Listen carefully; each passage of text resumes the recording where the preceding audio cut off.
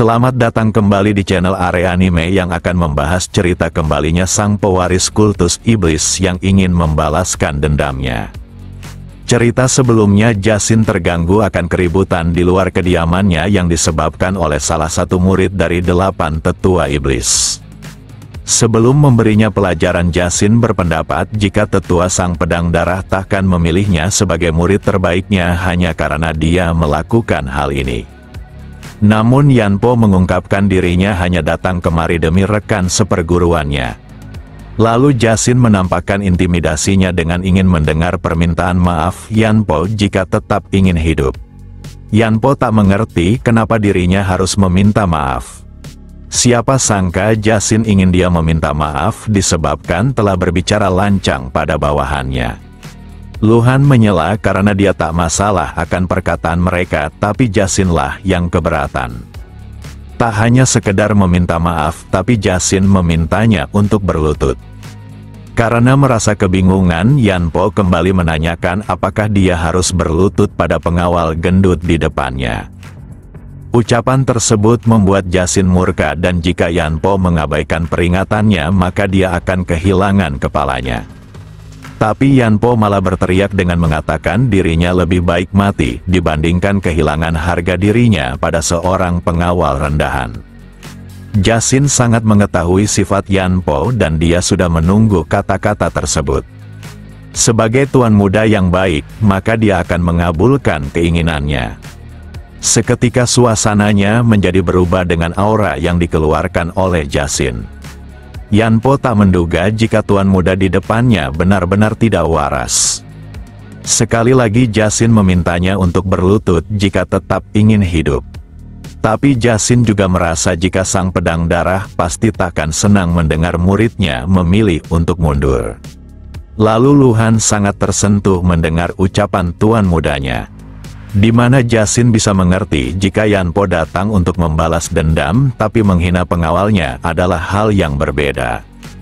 Yanpo merasa jika Jashin benar-benar sudah kehilangan akal dengan ingin menghabisinya hanya dikarenakan si gendut itu.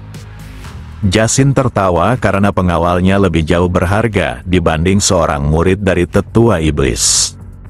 Tanpa basa-basi lagi, Yanpo menghunuskan pedang besarnya. Kedua rekan yang datang bersamanya mencoba mencegahnya karena hal ini sudah berlebihan.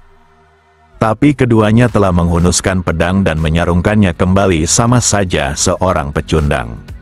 Dikarenakan lawannya adalah putra sang lord, maka Yanpo akan mengampuninya. Tapi Jashin harus belajar makan dengan tangan kirinya karena dia akan memotongnya. Ketiga orang ini ingin mencoba menghentikannya, tapi mereka juga tidak bisa menentang keinginan tuannya. Walau terlambat menghunuskan pedangnya, tapi Yanpo berniat memulai serangan pertama. Dia pun langsung menyerang dengan tebasan terbaiknya yang dilapisi pedang aura. Hanya saja Jashin memiliki kegesitan di luar nalar, bahkan dia menghindar sambil membalas serangan. Dia memilih bagian mulut Yanpo karena mulut tersebutlah penyebab kematiannya. Lalu pemandangan mengerikan terjadi di mana Jashin menarik pedangnya setelah menembus kepala Yanpo. Meski lawannya adalah salah satu murid dari tetua iblis, tapi perbedaan kekuatan mereka terlalu jauh. Bahkan Jashin menghabisinya dengan wajah datar seakan sosoknya menggambarkan iblis kematian. Kedua rekannya pun berlari untuk menolong Yanpo. Tapi mereka sudah terlambat dan mengatakan apakah Jashin bisa menghadapi konsekuensi dari tindakannya. Lalu mereka dibuat ketakutan saat Jashin menganggap gaya bicara mereka seperti Yanpo dan hal itulah yang membuatnya mati. Dia pun meminta mereka untuk pergi dan menceritakan semua yang dilihatnya tanpa mengubahnya sedikitpun. Jika mereka berani mengatakan hal yang tak nyata, maka Jashin akan memburunya. Di sela itu Luhan menanyakan kenapa tuannya melakukan ini demi seorang pengawal. Meski tak menjawabnya, tapi Jashin mengetahui jika hati Luhan pasti terluka atas ucapan Yanpo.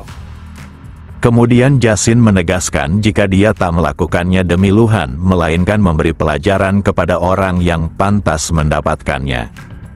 Hanya saja Luhan mengetahui jika tetua iblis pasti takkan diam begitu saja. Dia memahami rasa takut Luhan karena para tetua iblis memiliki pengaruh besar, bahkan ayahnya sendiri terkadang mengabaikan mereka. Sekarang salah satu murid tetua iblis telah mati di tangannya dan sang pedang darah pasti takkan diam begitu saja. Jasin meminta Luhan tidak khawatir karena tetua iblis takkan ikut campur dengan masalah seperti ini, bahkan dia akan dikritik karena memiliki murid lemah. Tapi Luhan tetap khawatir karena kehormatan tetua iblis pasti akan terluka sehingga membuatnya marah. Lalu Jasin tersenyum padanya karena Luhan tidak perlu mengkhawatirkannya. Kedatangan Yanpo yang membuat masalah dengannya adalah sesuatu di luar rencananya. Tapi hal ini adalah langkah yang baik karena dia pasti akan mendapatkan sesuatu. Jasin telah mengalahkan dua murid sang pedang darah dan hal itu akan membuat semua tetua memperhatikannya. Perebutan posisi sang Lord takkan berjalan mulus tanpa dukungan para tetua. Kemudian Luhan mengungkapkan dirinya sangat bahagia karena mendapatkan dukungan dari tuannya. Jasin terus berjalan pergi sambil meminta Luhan tidak pernah melupakan jasanya yang terjadi hari ini. Dia berbalik karena ingin menyembunyikan senyumannya atas rasa senangnya melihat Luhan bahagia. Tengah malam pun tiba dengan Jasin yang masih berada di luar kediamannya. Dia mengingat jelas hari di mana kultus iblis dibubarkan sekaligus awal Jasin meninggalkan semuanya. Saat mentalnya hancur, Jasin bahkan berpikiran untuk mengakhiri hidupnya, tapi untungnya dia menemukan tujuan hidup yang baru. Tujuan itu membuatnya berjuang keras di seumur hidupnya untuk menyukseskan ritual regresinya. Tiba-tiba saja Jasin merasakan sesuatu yang dahsyat berada di dekatnya. Siapa sangka sebuah pedang besar telah ada di hadapan wajahnya. Jasin sangat mengenal aura serta pedang yang ada dan lehernya. Sosok itu adalah milik tetua iblis sang pedang darah. Jasin tak menyangka sosok itu akan datang secepat ini untuk menemuinya. Dia juga tak tahu apakah dirinya yang sekarang bisa menghindari pedang ini. Walau dia memiliki banyak pengalaman, tapi tubuh mudanya masih belum terlatih secara maksimal. Maka dari itu dia hanya perlu menahan dirinya tanpa melakukan yang percuma. Siapa sangka sang pedang iblis darah malah ikut duduk di sampingnya. Lalu pria tua ini menanyakan kenapa Jasin melakukan hal itu. Dia meminta Jasin segera memberitahunya sambil menjahilinya dengan ujung gagang pedangnya. Jasin tampak risih dan mengungkapkan jika dia melakukannya karena Yanpo bertindak sembrono. Tak hanya itu, dia bertanya balik apakah seorang tetua iblis datang kemari karena peduli pada seseorang yang tak berguna. Tiba-tiba saja sang pedang darah menempatkan senjatanya di leher Jasin. Dia penasaran apakah sang Lord akan peduli padanya atau mengabaikannya. Jasin tertawa karena yakin pria tua di sampingnya takkan bisa menggunakan pedangnya dengan baik jika dia membayangkan tatapan menakutkan milik ayahnya. Lalu sang pedang darah menarik pedangnya hingga menggores tanah. Dia ingin menebak sebesar apa rasa peduli sang Lord pada putranya. Namun Jasin ingin membantu tebakan tersebut dan dia merasa ayahnya akan memberikan kepeduliannya sebanyak 7, sedangkan bagi tetua hanya ada pada angka 3. Sang pedang darah meragukan tebakan itu dan semuanya akan diketahui saat dia membawa kepala Jasin. Lalu dia akan melihat tindakan sang Lord apakah mengampuninya atau ikut membunuhnya. Jasin tertawa sambil memperingatkan agar tetua iblis tidak meremehkan cinta seorang ayah kepada anaknya. Dia tidak kehilangan seorang anak melainkan murid, tapi sang pedang darah harus bertindak sejauh ini. Lalu bagaimana dengan sang Lord yang kehilangan putranya? Pria tua ini merasa dirinya harus memulai bagian terbaiknya dan membuktikan bahwa sang Lord akan bertindak. Jasin yang dalam bahaya tetap menampakkan tawanya seakan menunjukkan dirinya bukanlah pecundang yang takut pada kematian. Aura menakutkan milik pria tua ini seketika menghilang sambil mengatakan jika Jasin tidaklah sebodoh muridnya. Lalu Jasin memberitahu jika Yanpo mengikuti jalan masternya maka dia pasti masih hidup. Sebelum pergi pria ini mengungkapkan dirinya yang selalu dipenuhi malapetaka, jadi sebaliknya mereka tak sering bertemu. Jasin mengerti dengan ucapan yang terdengar sederhana tapi merupakan sebuah ancaman. Beberapa saat kemudian Jasin merasakan sakit pada tubuhnya. Siapa sangka dia menahan rasa sakit itu saat berbicara dengan sang tetua iblis. Walau hanya kejahilan sederhana, tapi dampaknya benar-benar cukup menyakitkan. Sang iblis pedang darah dikenal selalu berbuat seenaknya dalam kultus, tapi hal tersebut tidaklah benar. Fakta bahwa dia mengulangi ucapannya sebanyak 2 kali saat ingin membawa kepalanya menunjukkan dia sempat berpikir untuk melakukannya. Sekarang Jasin telah meninggalkan kesan mendalam bagi semua tetua dimulai dari pertandingan dan menghabisi Yanpo sehingga perhatian mereka akan tertuju padanya. Kedatangan sang pedang darah pastinya bukanlah alasan sepele di mana dia sebenarnya menguji Jasin karena telah menghabisi muridnya sekaligus mencari tahu apakah dia pantas untuk menjadi pewaris tahta tertinggi dalam kultus iblis. Setelah pertemuan itu Jasin terus berlatih untuk meningkatkan kemampuan energi internalnya. Dia menyadari kemampuannya yang sekarang akan sangat sulit mengalahkan para tetua iblis, tapi hal itu takkan bertahan lama. Beberapa saat kemudian dia merasakan kehadiran seseorang yang jauh lebih mengerikan dari tetua iblis pedang darah. Dia pun segera ke atap kediamannya untuk menemui sosok tersebut. Siapa sangka orang itu adalah Dang Lord sendiri. Dia telah mendengar jika Jasin menghabisi murid tetua iblis. Jasin membenarkan hal tersebut karena murid itu layak untuk mendapatkannya. Bagi sang Lord mati maupun hidup tidaklah penting, tapi tetua itu datang kepadanya. Dia ingin agar Jasin menerima hukuman atas perbuatannya. Jasin cukup terkejut tetua iblis darah sampai bertindak seperti itu dikarenakan muridnya. Sang Lord juga tak menyangkanya, padahal iblis darah bukanlah tipe yang seharusnya mempermasalahkan kematian muridnya. Jasin paham jika tetua itu sedang menguji hubungan kedekatannya dengan ayahnya dan ingin melihat apakah sang Lord akan menghukumnya dan seperti apa jenis hukuman tersebut. Dia juga pasti ingin tahu apakah sang Lord menganggap Jasin sebagai salah satu kandidat penerusnya. Lalu sang Lord memutuskan untuk menghukum Jasin atas perbuatannya. Tapi Jasin merasa ayahnya tidak punya alasan untuk menghukumnya hanya dikarenakan duel itu. Sang Lord menegaskan jika alasan bisa dibuat kapan saja. Saat berburu Jasin pernah menanyakan siapa tetua iblis yang sangat dipercayai oleh ayahnya.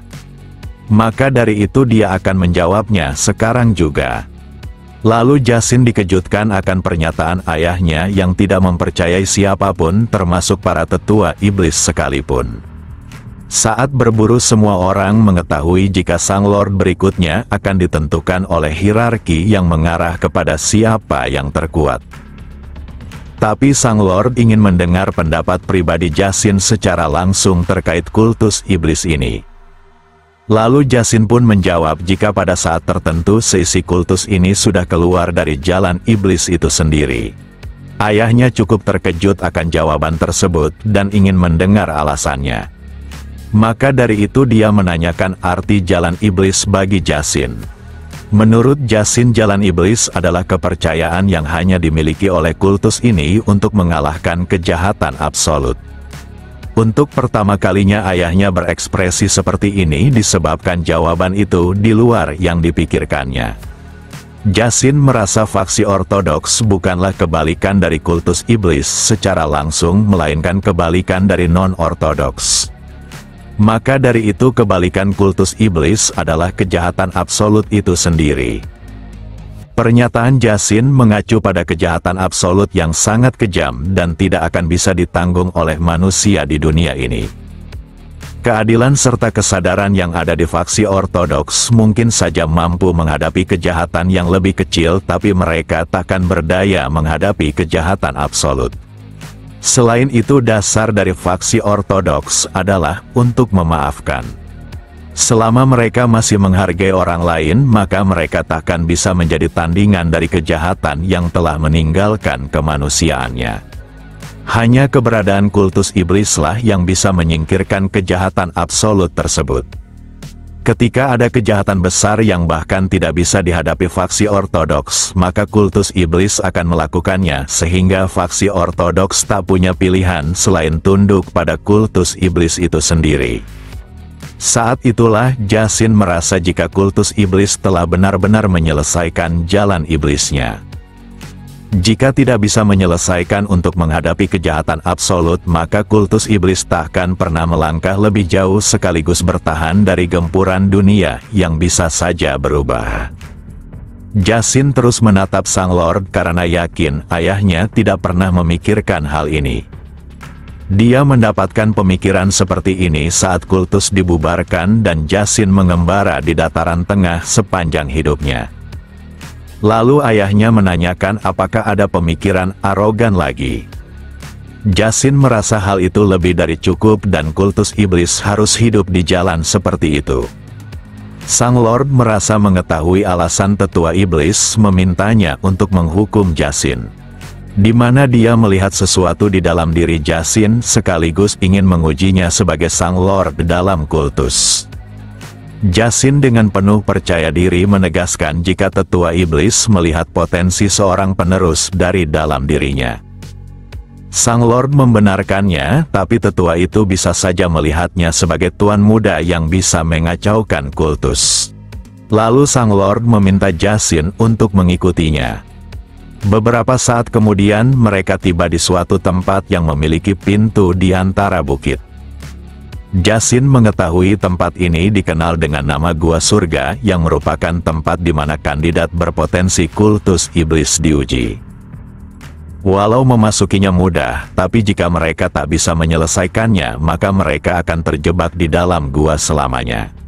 Tempat itu sangat berbahaya, bahkan pada garis keturunan Sang Lord sebelumnya tak sedikit kehilangan nyawanya. Bahkan di masa lalu kakaknya sendiri yang sangat berambisi tidak pernah menyebutkan apa yang ada di dalamnya. Walau demikian Jacin harus melewatinya karena ini adalah kesempatan yang sangat sempurna.